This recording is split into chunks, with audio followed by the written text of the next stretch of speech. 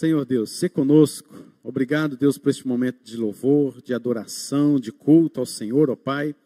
Ó Deus, em nome de Jesus, fale conosco no momento da leitura da Tua palavra, no momento da exposição. Usa minha vida, Senhor, não sou nada diante de Ti, mas o Senhor me escolheu, ó Deus, como um servo do Senhor para falar ao Teu povo. Por isso, ó Deus, não olhe para as minhas transgressões, o meu pecado que está sempre diante de mim.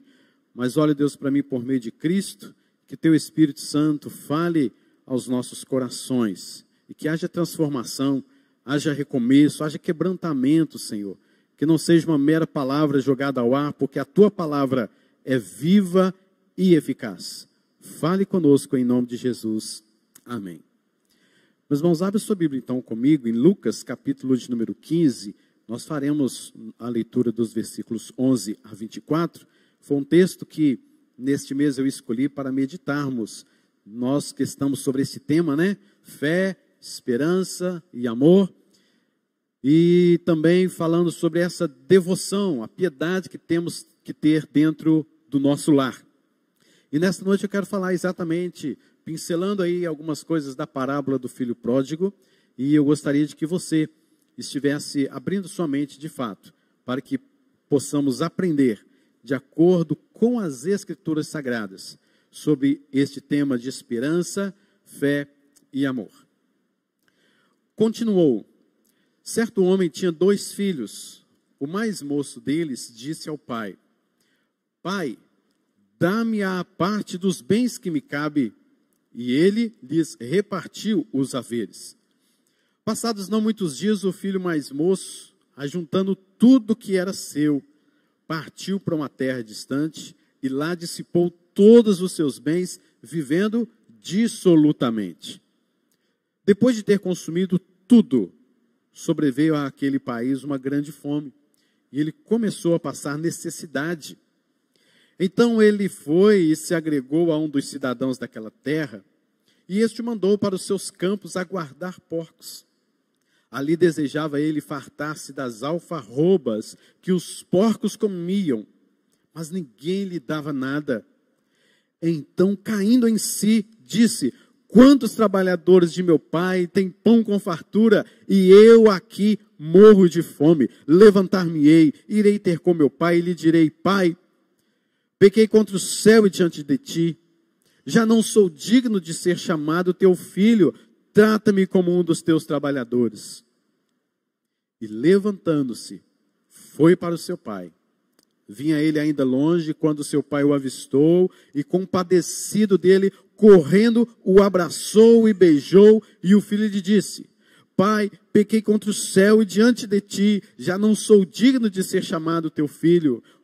O pai, porém, disse aos seus servos: Trazei-me depressa a melhor roupa, vestiu, ponde-lhe o anel no dedo e sandália nos pés. Trazei também, matai um novilho cevado, comamos e regozijemo-nos, porque este meu filho estava morto e reviveu, estava perdido e foi achado, e começaram a regozijar-se.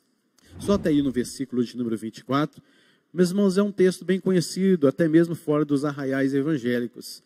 Há alguns comentários por aí afora sobre esta questão da parábola do filho pródigo. Muitas pessoas conhecem essa parábola. E Jesus Cristo disse por parábolas que é um meio, uma forma de linguagem, uma figura de linguagem, para que aqueles que são os seus filhos, a quem ele chamou para a salvação, entendessem e compreendessem a mensagem do Evangelho. E aqueles que não são, que não seriam os seus filhos, os eleitos, os chamados, não entendessem nada e continuassem a não entender nada. O capítulo de número 15 nos traz um contexto de que Jesus Cristo estava à frente de alguns fariseus, saduceus, escribas, que estavam acusando Jesus, porque Jesus estava jantando com algumas pessoas que, diante daquela sociedade, não eram boa praça, eram pecadores e publicanos. Então Jesus Cristo conta algumas parábolas, dentre elas a parábola do filho pródigo. Por ser parábola, significa que não há nomes de cidades. Isso identifica a parábola. É uma mensagem fictícia, uma história, mas que Jesus Cristo trouxe para nós, para nos mostrar verdades espirituais acerca do seu reino. Mas eu quero nessa noite que você tenha a visão da parábola do filho pródigo como se tivesse sido algo real. Nós não estamos indo contra o texto, não estamos aqui falando nenhuma bobagem no que diz respeito à interpretação do texto sendo uma parábola. Eu só quero trazer para você a sua mente e para que nós pudéssemos imaginar que este fato, esta família, esses acontecimentos foram reais. O que nós podemos aprender na parábola deste filho pródigo? Aprendemos muitas coisas acerca do pai, em alguns domingos anteriores. Que como o pai via o seu filho, algumas questões relacionais dentro da casa, dentro da família.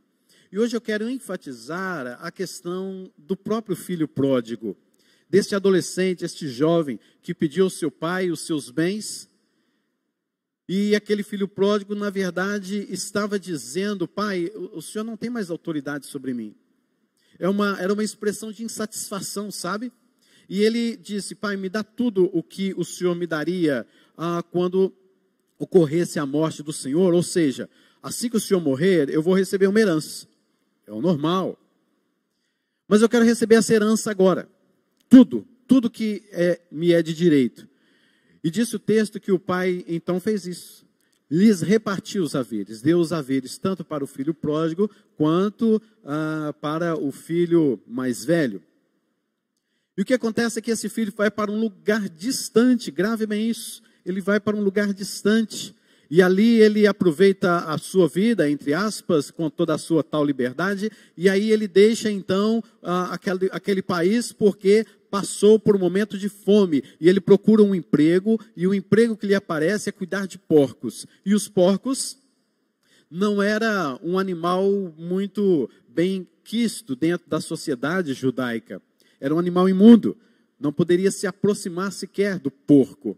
Mas este, então, judeu, tratando de uma história, então, real, este judeu, este menino, este adolescente, está agora cuidando de porcos. E não basta apenas cuidar dos porcos, mas ele também, por causa da fome, ele não tinha mais nada com o que gastar, com o que comprar, o que comer.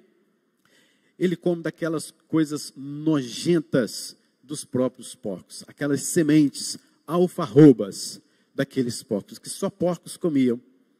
E ele então começa a experimentar, e é aquilo que ele tem, Mas num certo dia, ele caiu em si. Diz o versículo aí de número 17. Então, caindo em si, começou a questionar: quantos trabalhadores de meu pai têm pão com fartura, e eu aqui morro de fome? Esse negócio está errado. Que bobagem é essa que eu estou fazendo? E ele então se levanta, versículo de número 18. Levantar-me-ei e irei. Levantar-me-ei e irei. Irei ter com meu pai, e lhe direi: pai, pequei contra o céu diante de ti. E ele escreve ali uma coisa muito linda, muito maravilhosa, e ele vai mesmo, vai embora. E ele caminha apenas, talvez, em uns 50%, porque o pai lhe corta. O pai o viu de longe, foi até o seu encontro, o abraçou, o beijou, se compadeceu dele, e quando o filho começa a falar, o pai já corta e diz assim: trazei depressa a melhor roupa, vestiu, ponde-lhe um anel no dedo, sandália nos pés, matem um novilho cevado, porque este meu filho estava morto e reviveu, estava perdido e foi achado, e começaram a regozijar-se. Meus irmãos, eu quero meditar com os irmãos nesta noite, então, sobre o caminho de volta ao recomeço. A sabedoria que precisamos ter para um recomeço na nossa vida. Queridos, nós estamos falando aqui de alguém, de um jovem, de um adolescente, que mesmo fazendo uma coisa terrível, ele volta à sobriedade. Ele tem a chance de um recomeço. E ele então vai trilhando pelo caminho afora daquele lugar distante até o seu pai e trilhando pelo caminho da sabedoria. Por mais que ele tivesse feito aquela coisa horrível que é de deixar o seu pai de lado, humilhar o seu pai e dizer que ele não tem mais nenhuma autoridade sobre ele, mas agora nós estamos vendo ele trilhando o caminho da sabedoria, trilhando o caminho para um recomeço. O que a gente pode aprender na vida desse jovem, na sua reflexão, ele que caiu em si? ele que voltou para casa, ele que ensaiou um texto, e ele que esteve de frente a frente com seu pai. Queridos, a primeira coisa que nós podemos aprender para que trilhemos o caminho do recomeço, para que trilhemos o caminho da sabedoria, não tome decisões precipitadas. Foi isso que aconteceu com esse garoto. Versículo de número 12 nos mostra isso. O mais moço deles disse ao pai: Pai, dá-me a parte dos bens que me cabe. Que história é essa? Nós não estamos vendo nenhum contexto de briga. Nós não estamos vendo nenhum contexto de discussão. Possivelmente, ao amanhecer, vamos dizer assim, já que nós estamos imaginando uma história real, né? Amanheceu e veio o dia, e passaram o dia bem e tal, dormiram à noite, descansaram. Chegou no outro dia, imaginando, aquele garoto chega: eu quero tudo o que me pertence. Perceba que o pai não discute com este menino. Mas este menino, ele está tomando uma decisão precipitadíssima na sua vida. E aprendendo com este menino, para que não haja todo este caminho distante de percorrer, aquela tal liberdade que ele gostaria de ter, para que ele não perdesse tudo como ele perdeu, para que nós não, da mesma forma, não venhamos a perder tudo o que temos. É melhor, querido, cada um de nós tomarmos uma posição, tomarmos a sabedoria de termos o cuidado com as nossas precipitações. Na raiz desta palavra, precipitação significa ato de cair depressa, de cabeça para baixo. A palavra precipitação, na sua origem, significa isso. Ato de cair depressa, de cabeça para baixo. E quantas vezes eu e você já caímos de cabeça para baixo, não é verdade? Quantas vezes nós já tomamos decisões extremamente precipitadas? E nós, queridos, tomamos a precipitação que pode ter a sua origem no ato de acharmos que nós faríamos o melhor. E nós tomamos aquela decisão sem refletir as suas consequências, sem anotar, sem refletir, sem ter um exame. A precipitação, ela pode estar ligada à ansiedade. A precipitação, ela pode estar ligada a pressões de circunstâncias. Ela pode estar ligada à insatisfação. Ela pode estar ligada mesmo ao momento de raiva que nós temos. Cuidado com os momentos de raiva que você tem. Você pode tomar decisões extremamente precipitadas sem observar, de fato, as suas consequências. Então, querido, primeira coisa, cuidado com as decisões apressadas da sua vida. Há muitas pessoas que, tentando se satisfazer, tentando resolver algum problema, acabam tendo atitudes precipitadas. É necessário, queridos, você orar, pense, reflita, coloque diante do Senhor, procure conselheiros sábios. Provérbios 11:14 nos diz isso: na multidão de conselheiros há segurança. Cuidado com decisões apressadas. Em segundo lugar, queridos, cuidado com palavras precipitadas. Quantas vezes você, talvez no momento de raiva, você disse coisa que depois você foi se arrepender amargamente lá na frente. Mas quando você se arrependeu, a marca já foi feita na outra pessoa. Você já marcou a outra pessoa com aquela palavra. E você não percebeu as consequências que uma palavra trouxe ao coração de alguém. Cuidado com palavras precipitadas. Você quer ser uma pessoa sábia no falar? Então fale menos. É isso que a palavra de Deus nos ensina.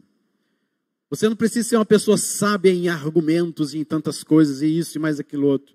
A sabedoria está muitas vezes, querido, no falar menos, no guardar para si. E é a Bíblia que nos ensina isso. Tiago, capítulo número 3, é quem nos ensina isso. Como que a língua, ela tem esse poder de convencimento, de destruição, de amargar a vida de alguém, de trazer transtorno sobre a sua própria vida, sobre a coletividade, sobre a sociedade, sobre o mundo espiritual. Então, querido, fale menos, coloque essa língua sua para dentro da boca e fique mais calado na sua vida. Fale menos, porque a sua palavra, a palavra não tem poder não, você sabe disso, mas a sua palavra exerce uma certa influência no coração de pessoas, na alma de alguém. Fere, machuca, traumatiza. Cuidado com o seu palavreado. Nós temos exemplos de precipitações vários na Bíblia. Eu coloquei aqui 3 apenas, mas temos muitos. É o caso de Abraão. Deus lhe havia dado uma promessa. E ele e sua mulher Sara, vendo que essa promessa não se cumpriu, o que Sara faz? Abraão, seguinte, meu bem, vai lá e tal, e fica com a nossa concubina e tenha filho com ela, porque essa promessa eu acho que está dependendo mais de nós do que de Deus, porque Deus não está assim olhando para nós. Eu acho que Deus já caducou, esqueceu, vamos ter esse filho logo, mas que seja lá com a concubina. E eles precipitadamente, Abraão então decidiu fazer isso e teve o filho Ismael, os ismaelitas, por questões precipitadas. Olha a confusão que isso deu.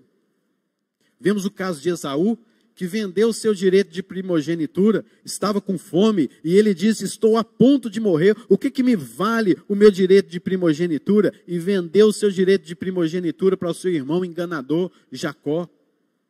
Vendeu o seu direito de primogenitura, porque estava morrendo de fome. Queridos, tomar decisão quando a gente está com fome é um negócio sério, né? É um negócio sério. Alimente-se tranquilamente, né? Coma bem e tal. Depois você toma a decisão, porque tomar decisão com fome não dá mesmo, não. É o que aconteceu com Esaú. Estou morrendo de fome. Ele foi lá e vendeu o direito de primogenitura por um prato de lentilhas. Lembremos do juiz Jefté, que ele, ao vencer os amonitas, ele disse, Senhor, se eu vencer o primeiro que eu encontrar, eu vou colocar diante do holocausto do Senhor e oferecer ao Senhor como holocausto. E a primeira pessoa com a qual ele encontra ao chegar em sua casa foi quem? A sua filha, sua única filha. Que dor, que dificuldade para Jefté. A sua decisão, o seu juramento, o seu voto, foi um voto precipitado. Leia Eclesiastes e você verá mais sobre votos precipitados e sobre precipitações.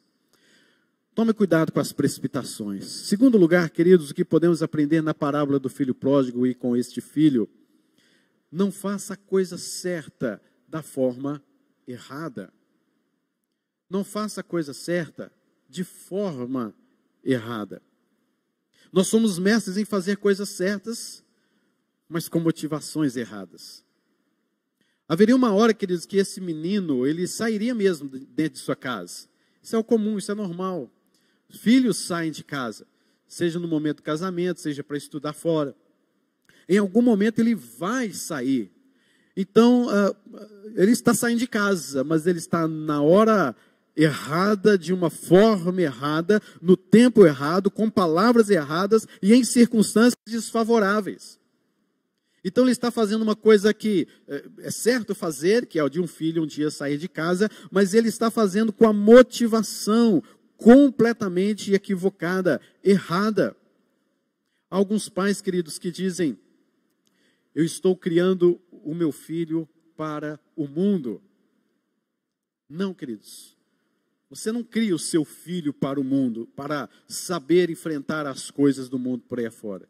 Você cria o seu filho para Deus. Você cria o seu filho para a expansão do reino de Deus. No dia que ele tiver uma profissão, uma faculdade, seja o que for que você investiu e o abençoou, amém por isso, é isso mesmo. Mas você tem que entender que ele, na sua profissão, na sua formatura, não é uma realização pessoal, coisa boa e tal, merecimento. Não, queridos. É para a proclamação do reino de Deus através da sua profissão. É para a expansão do reino de Deus através dos seus estudos. Deus concedeu estudo a você para que você proclamasse o reino de Deus em todo o lugar. Mas às vezes você estuda fazendo a coisa certa, mas lá no fundo há uma motivação errada. Uma vez, me recordo bem, isso ficou gravado muito em minha mente, quando uma senhora que iria ter um filho, e alguém perguntou para ela, assim, num bate-papo, né? E o que você pensa sobre o seu filho que vai nascer? Eu quero fazer dele um melhor profissional, reconhecido no Brasil e no mundo. Eu quero fazer dele um homem que vai ganhar muito dinheiro, que vai ser rico, que tem uma vida diferente da minha. Eu falei, nossa Deus, então o negócio está feio, porque é já uma pessoa de condição, né? Você vai ficar mais rico ainda. O que é isso, né? Estou nem entendendo isso. Mas a pessoa falou isso. Eu quero fazer dele o melhor profissional, a pessoa mais conhecida do Brasil e do mundo. Isso aí, então tá bom o negócio aí. Melhor pregar sobre Jesus, né? Não seria melhor? Que aí Jesus ia ser conhecido em todo mundo, mas ela queria fazer isso com o filho. Quer dizer, não há nenhum problema em um filho estudar, pelo contrário, tem que estudar mesmo. Mas a motivação estava completamente errada. E quantas vezes nós tomamos decisões, ou quantas vezes estamos fazendo coisas certas, mas de forma errada. Queridos, há tempo determinado para todo propósito debaixo do céu. Mas uma das coisas que mais nos impulsiona a fazer coisas certas com motivação errada é o nosso orgulho. Nós queremos e desejamos fazer coisas, queridos, para que nós nos vangloriemos, para que os holofotes estejam sobre nós. Você quer fazer uma coisa certa, bonitinha, ok, mas você quer que os holofotes estejam sobre você. Você quer ser uma pessoa reconhecida. Você quer que as pessoas olhem para você com outros olhares. A sociedade nossa valoriza muito as ações, as performances, as suas realizações, enquanto, na verdade, queridos, a vida deve nos levar a valorizar muito mais as nossas motivações. Qual que é a sua motivação? E Paulo explica sobre isso muito bem no nosso texto-chave, em 1 Coríntios, capítulo de número 13, falando sobre o amor. E ele ainda mesmo diz em 1 Coríntios, no capítulo de número 13, no versículo de número 3, ele diz exatamente sobre esta questão, abordando isso da seguinte maneira: e ainda que eu distribua todos os meus bens entre os pobres, ainda que eu entregue o meu corpo para ser queimado, se não tiver amor, nada disso me aproveitará. Não adianta, querido, falar ou dizer aí que eu vou entregar os meus bens, eu vou entregar o meu corpo, eu vou me sacrificar por conta disso. Mas, querido, se a sua motivação for outra, não for correta, você está fazendo isso com uma forma muito banal. Muito banal. É para que os holofotes estejam sobre você. É para que pessoas cheguem para você e digam assim: uau, que coisa fantástica. Sem amor, aproveita nada. Você está jogando seu tempo, a sua vida ao vento. Porque Deus não vê apenas o exterior, Deus vê o nosso coração. Queridos irmãos, Deus está interessado não apenas nas nossas ações corretas. Deus, querido, está mais interessado nas suas corretas motivações. Deus olha para o nosso coração. E o que nos leva a fazer isso? Fazer a coisa certa de forma errada. São as circunstâncias, princípios distorcidos da palavra de Deus, o desejo de vanglória. E eu me lembro muito bem da história de Saul. Saul há 7 dias esperando Samuel chegar, Samuel não chegou, e ele vai lá e oferece o holocausto. Porque ele queria ver o povo já se dispersando, porque os inimigos estavam chegando, e ele mesmo diz com as suas próprias palavras: eu fui forçado pelas circunstâncias, e forçado pelas circunstâncias, eu ofereci o holocausto. Era para oferecer o holocausto? Era. É certo isso? Mas ele fez isso de forma errada. Primeiro, porque ele não podia fazer isso, porque ele não era sacerdote. Em segundo lugar, porque ele foi pressionado pelas circunstâncias, ele deixou ser levado pelas circunstâncias. As consequências vieram. Samuel chega para ele e diz: a partir de hoje o seu reino não mais subsistirá. E Samuel, ungido pelo Senhor, foi procurar um outro rei para ficar no lugar de Saul. Por quê? Porque Saul fez uma coisa certa, mas com a motivação completamente errada. É o que nos mostra a parábola do filho pródigo. Ele saiu de casa.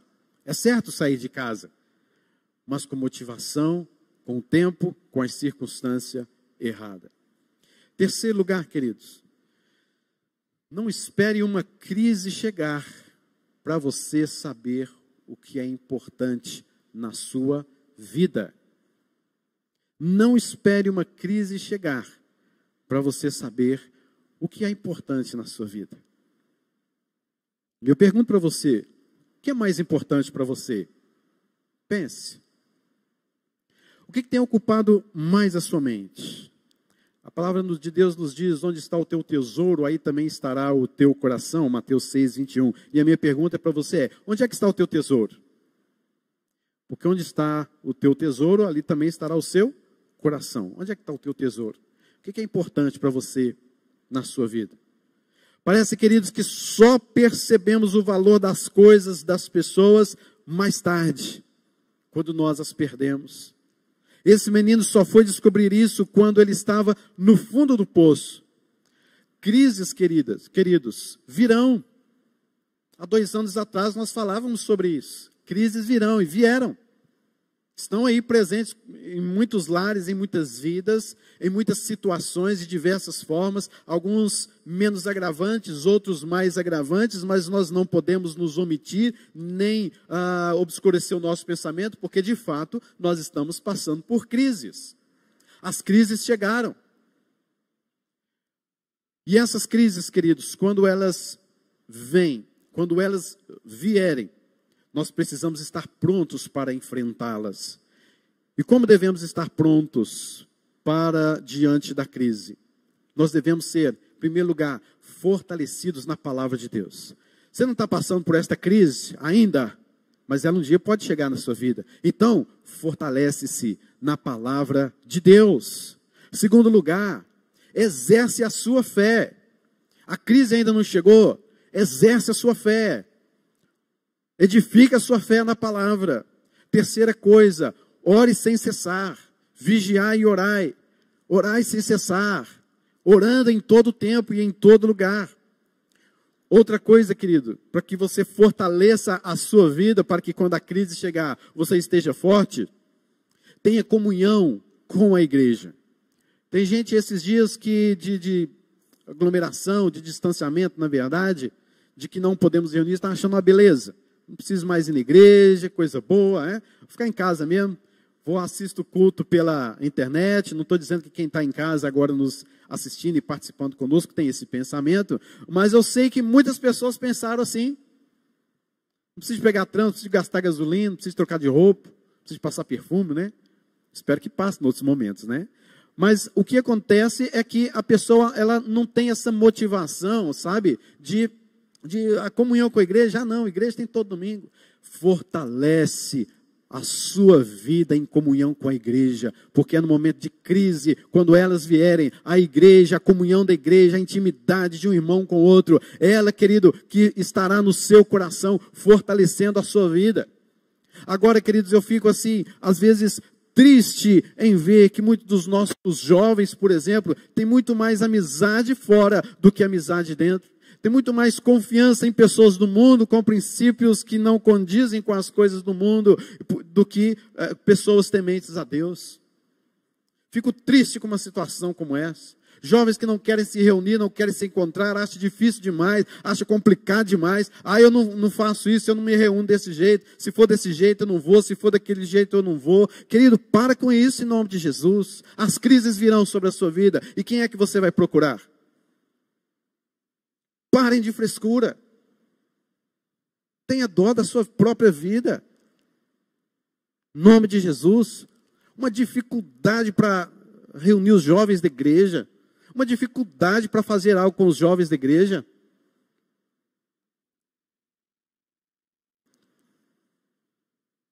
Que misericórdia da sua vida. As crises virão sobre a sua vida.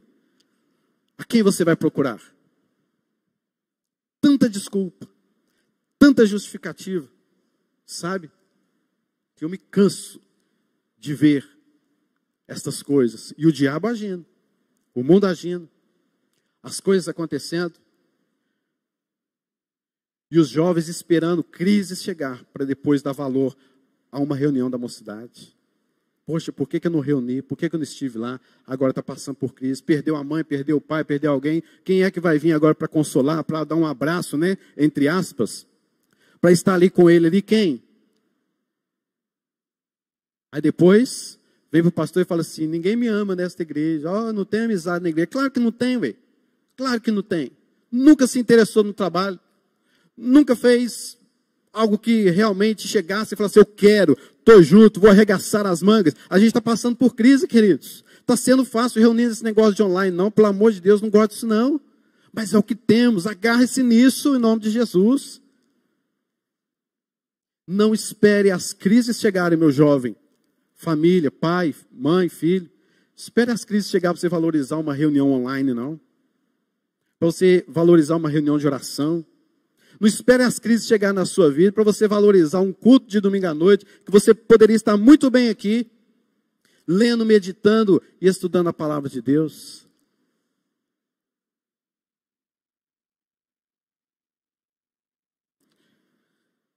Mas quando é que valorizamos a comunhão da igreja? Quando não podemos mais nos reunir. Quando é que valorizamos a oração? Quando há uma situação difícil acontecendo. Porque se as coisas estão indo muito bem, está tudo bem, faz uma oração aí rapidinho, tá bom. Não é? Mas quando as coisas apertam, quando exercemos a nossa fé, é depois que a gente consegue, ou melhor, é depois que a gente não consegue mais tomar a frente de coisas que somente Deus poderia tomar. Somos teimosos e achamos que podemos fazer certas coisas. Mas quando a crise chega, não é bem assim. Quando é que valorizamos a palavra de Deus? É quando depois de um tempo sem lê-la, nós a abrimos, choramos e procurando uma palavra de esperança, de consolo. Mas quando tudo estava bem, você nem se importava com a sua Bíblia. Seja sincero com você mesmo. É ou não é? É assim, queridos. É assim. O que é importante para você hoje? Preste bem atenção. O que é importante para você hoje deve ser importante numa constância de sua vida. Sua família é importante para você? Então ela deve ser importante em todos os momentos da sua vida, na crise ou na bonança. Agora tem gente que na crise quer pular fora do barco.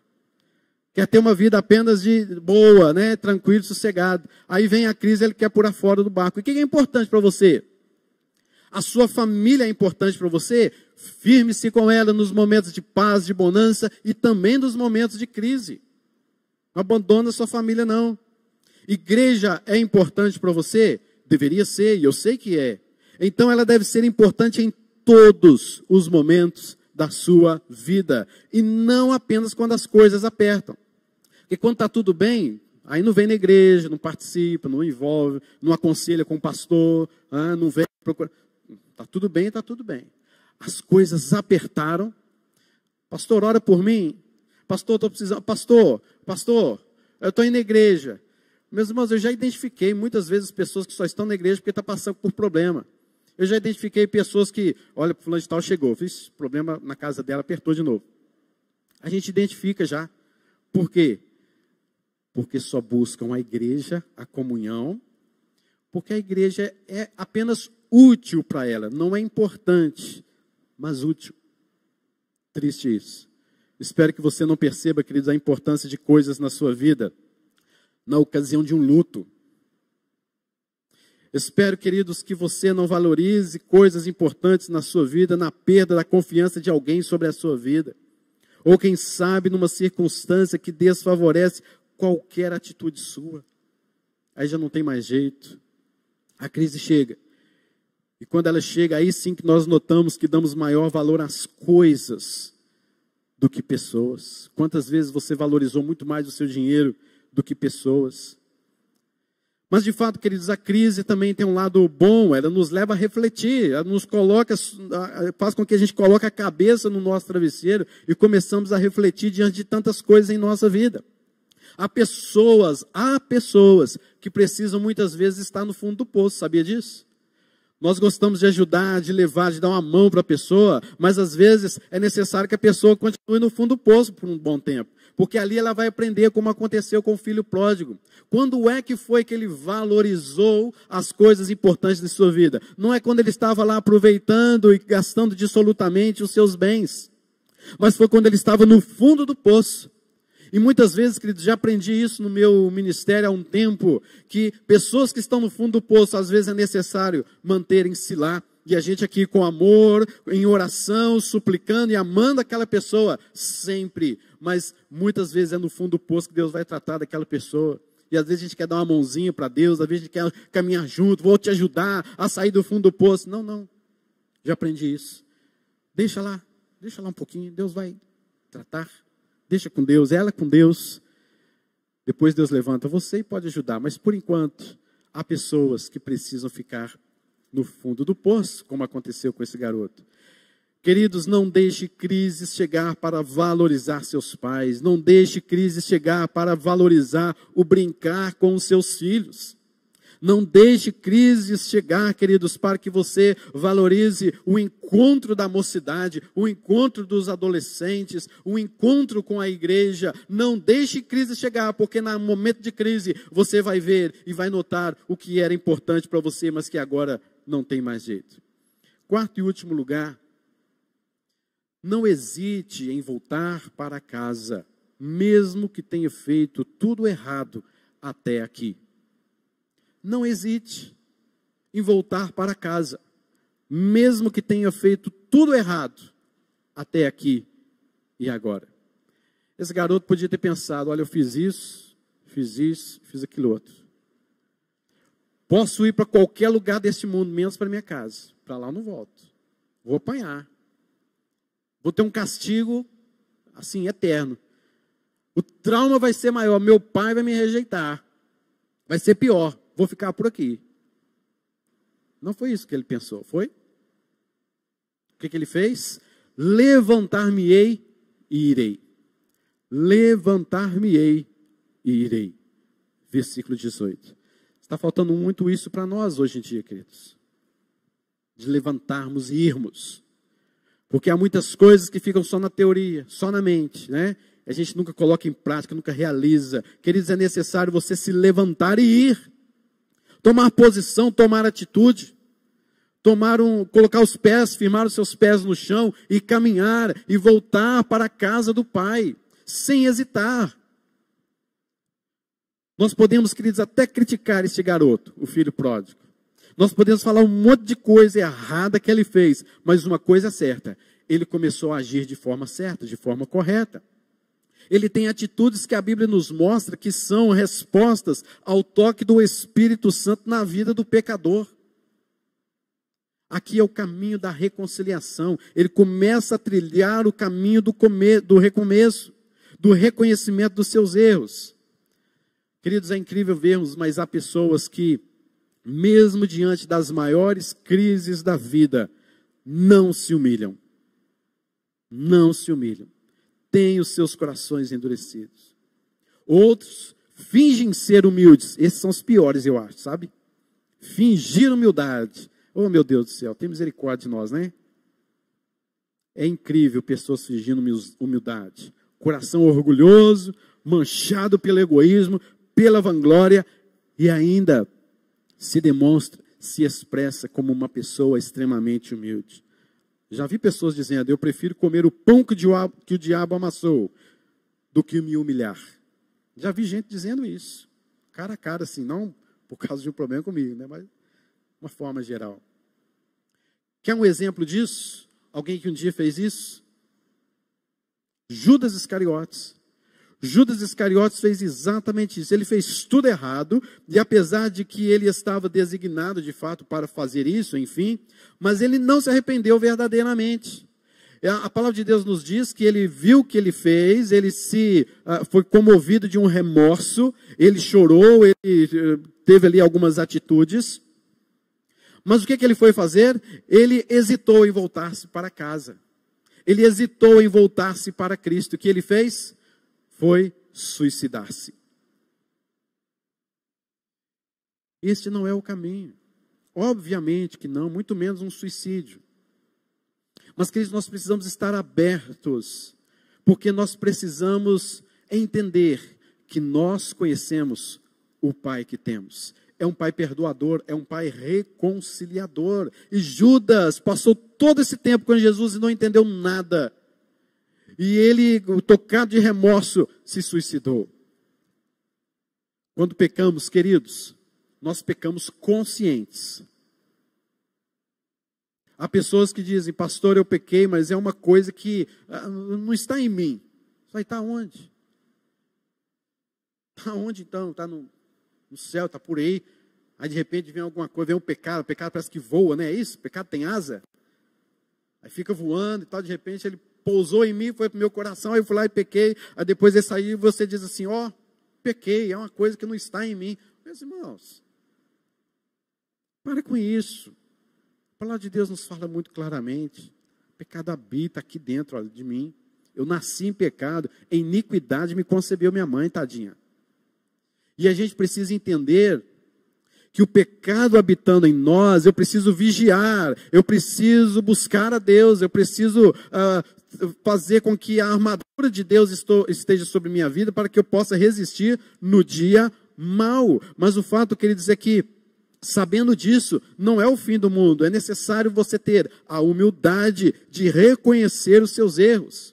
É necessário você se levantar da pocilga da sua vida.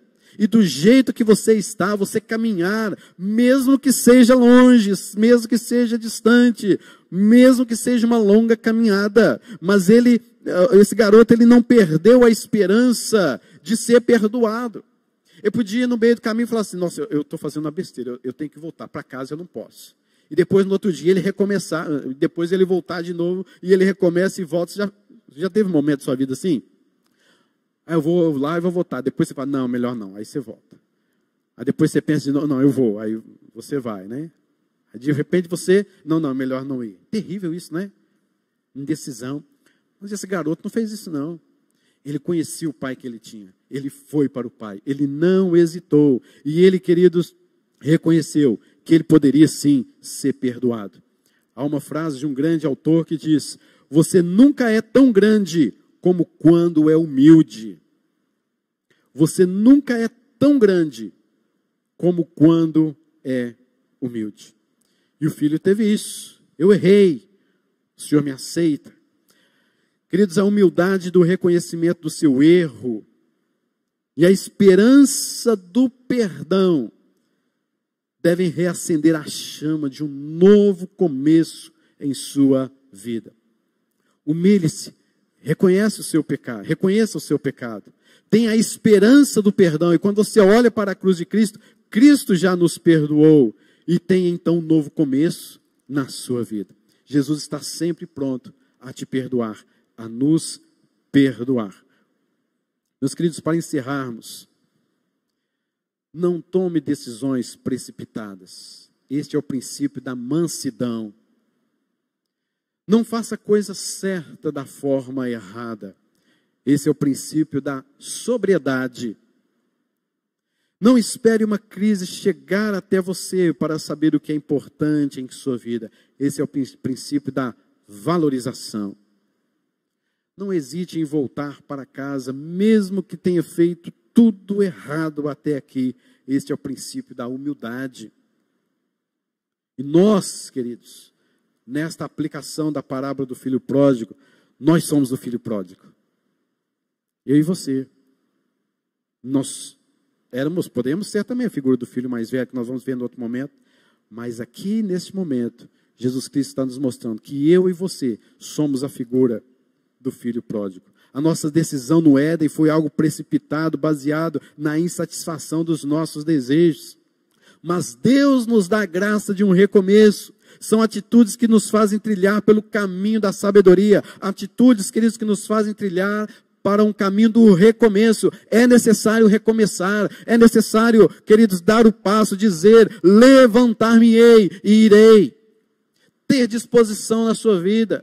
Abrir a sua mente, é necessário você levantar da sua pocilga, é necessário você parar com esse negócio de que eu estou no fundo do poço, então saia do fundo do poço e busque a presença de Deus, vai até o Pai, e o Pai, querido, que você sabe, que você conhece, Ele te endireitará as tuas veredas. Que Deus nos abençoe, em nome de Jesus, com esta palavra. Busque sabedoria no Senhor, busque sobriedade no Senhor, busque um novo jeito de viver em Cristo. Fala ainda hoje ao Espírito Santo que você deseja se reconciliar com Ele. Continuarei, se Deus quiser, se Deus permitir, falando sobre o filho mais velho depois, e aplicando isso na figura, toda essa história na figura do Senhor Jesus Cristo. Que Deus nos abençoe. Eu quero